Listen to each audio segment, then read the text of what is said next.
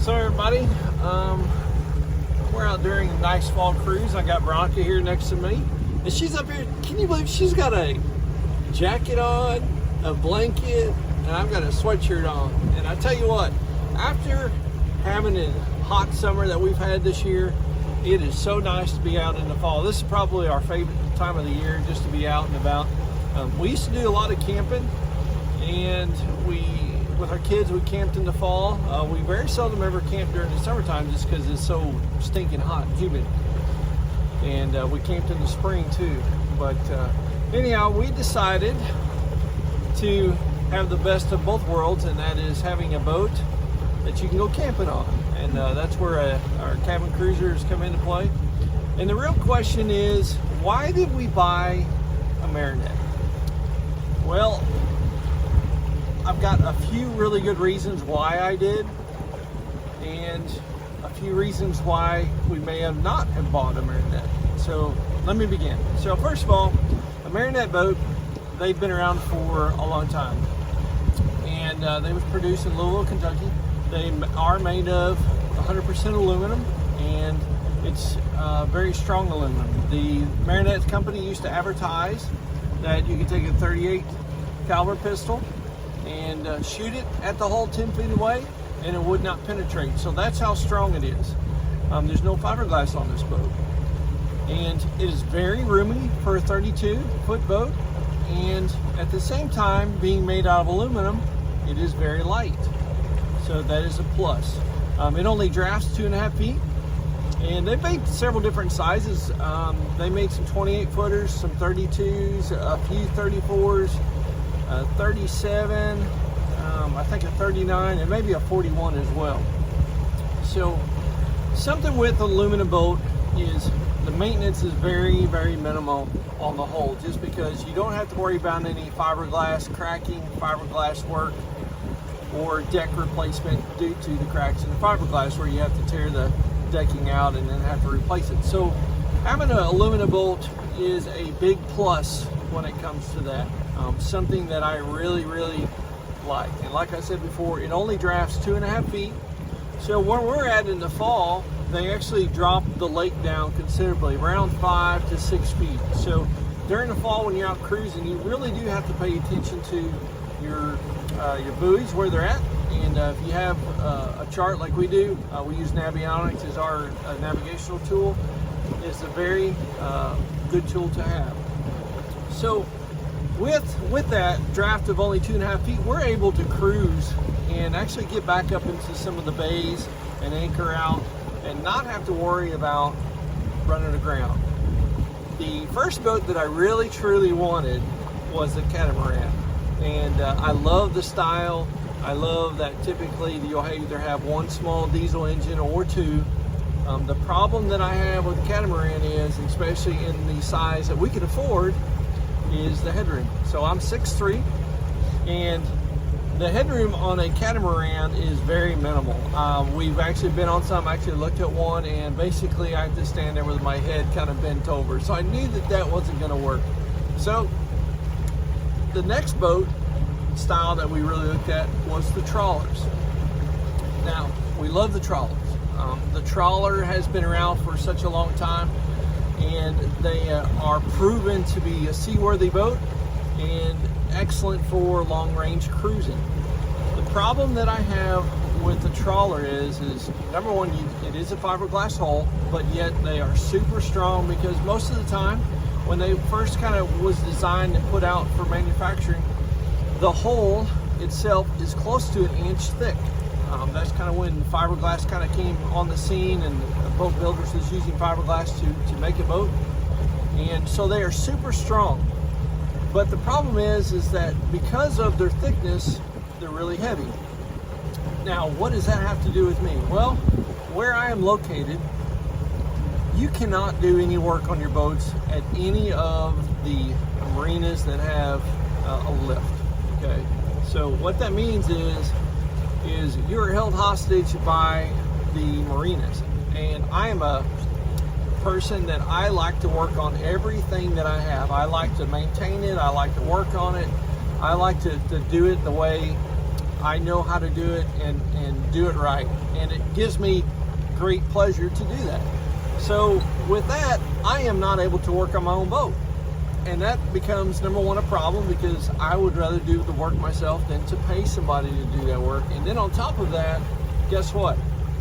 They charge a lot of money. So that in itself is something that you need to think about before you buy a boat. Is number one, on your boat repairs, are you going to pay somebody to do all of your work for you, or are you going to be at a facility to where you can dry dock your boat and they will allow you to do your own work? So that is something real important that you need to think about. Now, with this 32 Marinette, it weighs right at 10,000 pounds. And with that, I've got a trailer with my boat. So when I bought it, it came with a trailer, which is phenomenal. And what that allows me to do is I'm no longer handicapped, or hostage, I should say, held hostage by the marinas to where I can't do any work. If I need to do any major repairs on my boat, I can actually load it up on a trailer and actually take it to my house and do whatever I need to do, which is phenomenal for me. Okay, so that's a huge plus.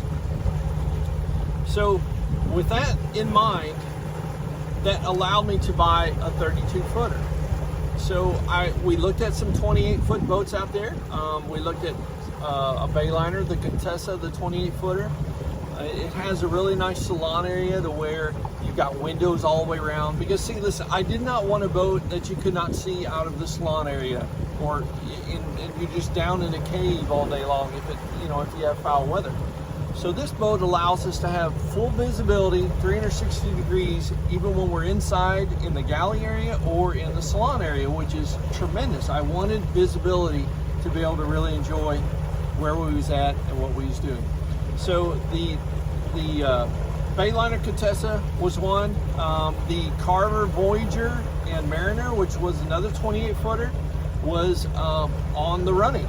They was a great boat, and they've been around for a long time, and they've proven themselves as well. So that was in the 28 foot range, boats that we was looking at. But they was fiberglass, but they was also trailerable. So they was high on our list. Now, let's step up to the Bayliner 32. The Bayliner 32 was really my pick of the choice when it came to a smaller fiberglass boat, because you can get some of the 32s with a couple of Hino diesel 4-cylinder engines in there, so they are extremely economical. Now, we've looked at one Bayliner 32, and lo and behold, my headroom once again was an issue. I was just barely touching, but it was enough just to be a nuisance. Then we looked at a Bayliner 32 that had a Hino engines in there, and that boat there just needed too much work for what I wanted to do, so we passed on both of those. Now, let's look at the trawler boats, okay? Because not only do I want a boat that is trailerable, but also a boat that is very economical, okay? So the 28 footers are very economical. A lot of them just have one engines in there, so it's very economical to go on long cruises. And the Bayliner 32, if you got it with the diesel engines, was very economical. So the trawlers is there, you can get some 32 footers, 34 footers. I looked at some 34s. 34 was going to be my biggest range of the trawler that I wanted to purchase.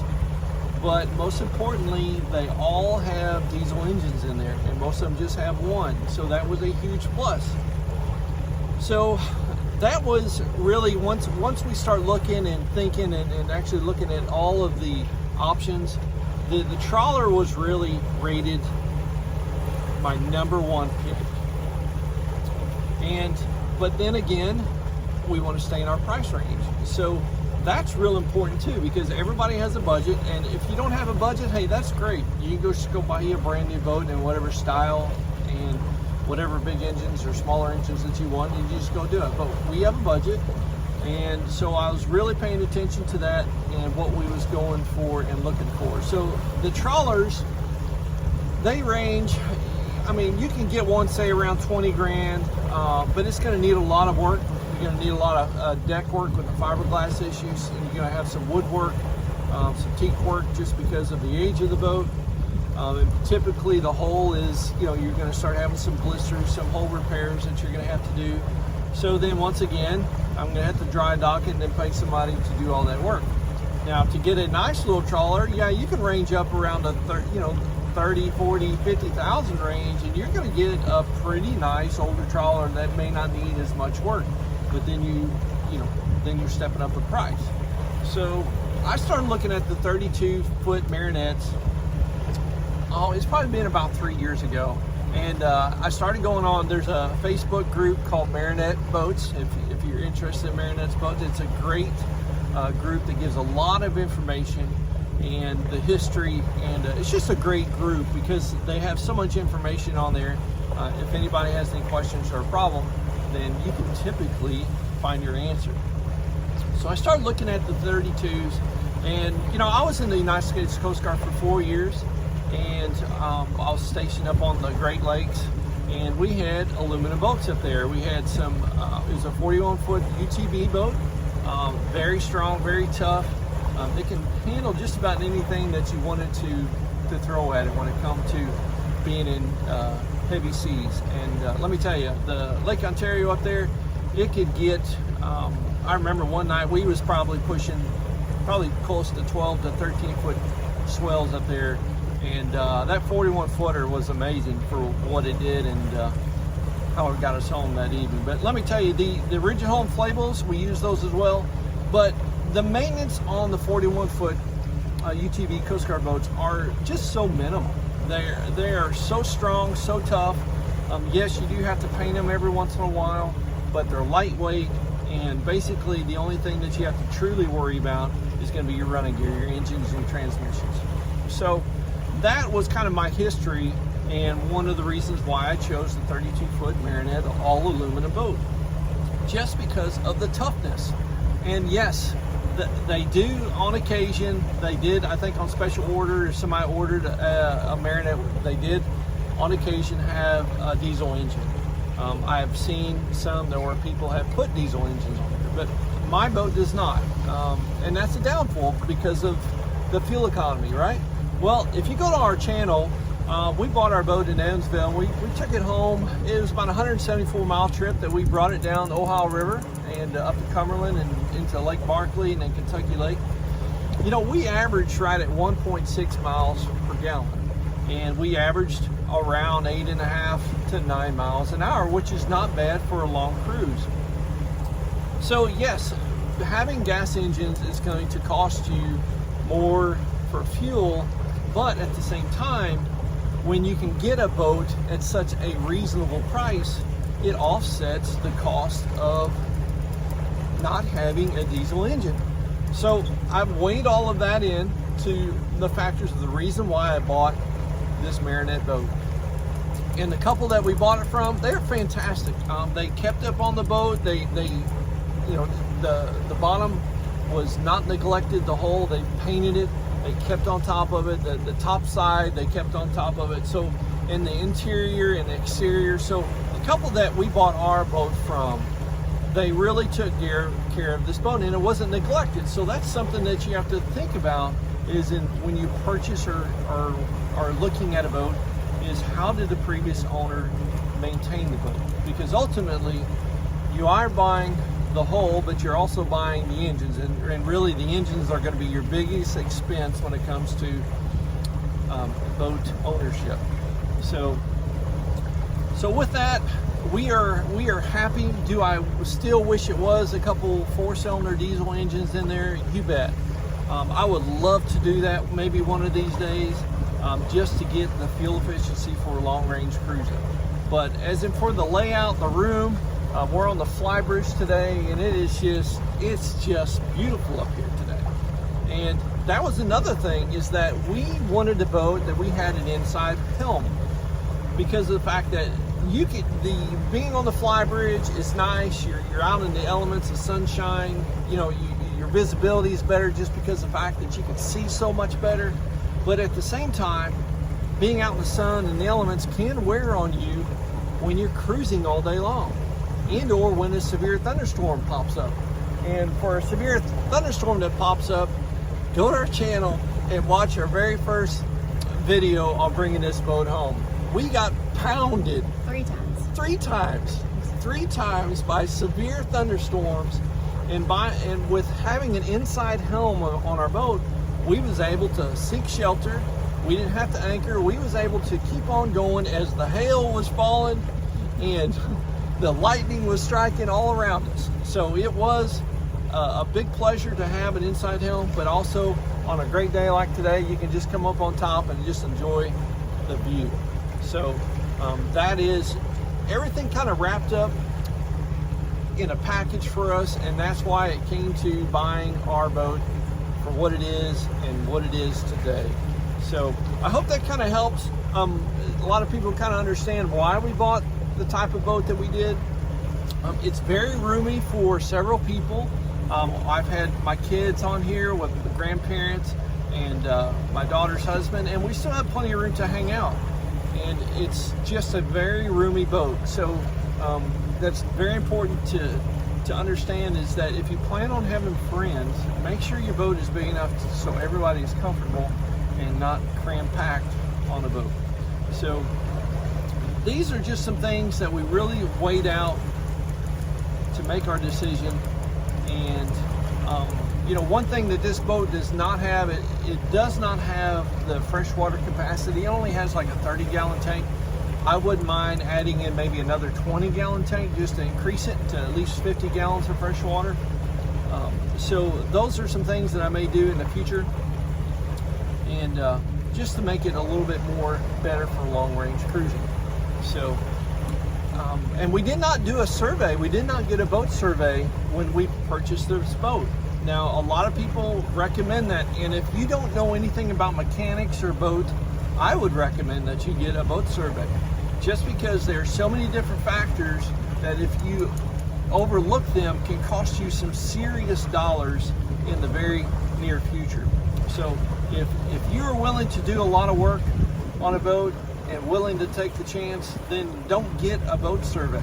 But you know, if you don't know much about boats and you're not mechanically inclined and you just are not aware of how the different systems on a boat work, then by all means get that boat survey, because it's going to save you a lot of money in the future, especially if you plan on paying somebody to do all the work for you.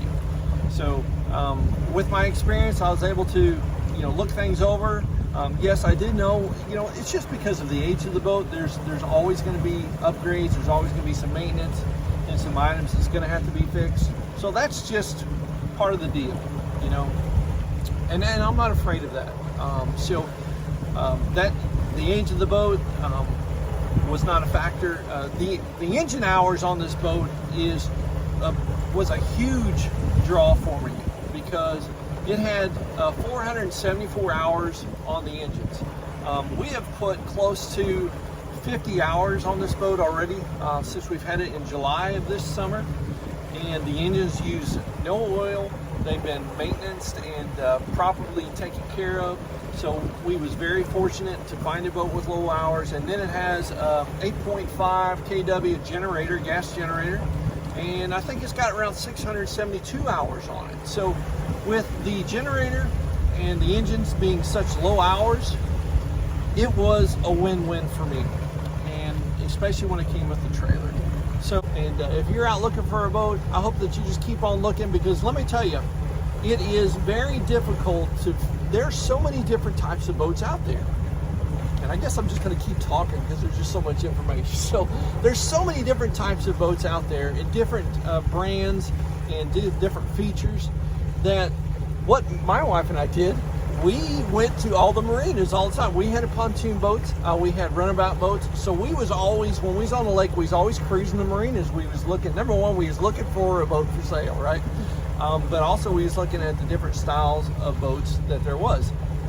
Even though you're cruising by, you know, a marina and you go by the docks and you can look at the boats, it's still not like you can just walk by them. So, you know, all of the marinas that we have around here is they have a locked gate. So you can't actually walk down the piers and look at the boats. So the only way that you can physically look at them either out on the water or at the marina. Hoping that one day something would come along like this wonderful boat that we bought. Everybody, I hope that kind of explains why I bought the boat that I bought, just due to the fact that, number one, I am thinking about long range cruising with this boat.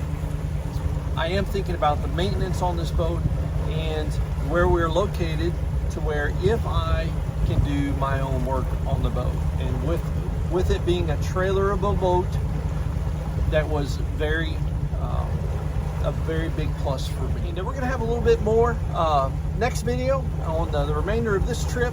And I wanted to just say thanks for all the subscribers out there. I hope you guys are learning something from my videos, because ultimately I just want to spread a little bit of knowledge that I have to others, and hopefully you can learn from me and from my mistakes as well. Everybody, thanks for watching. I hope you enjoyed it. And if you haven't already, hit the subscribe and thumbs up button for me. And don't forget the notification bell, because, hey, we're going to have several videos coming about my life, this boat, and everything else that we're doing. So listen, y'all have a great day, and God bless you guys. And we'll see you soon.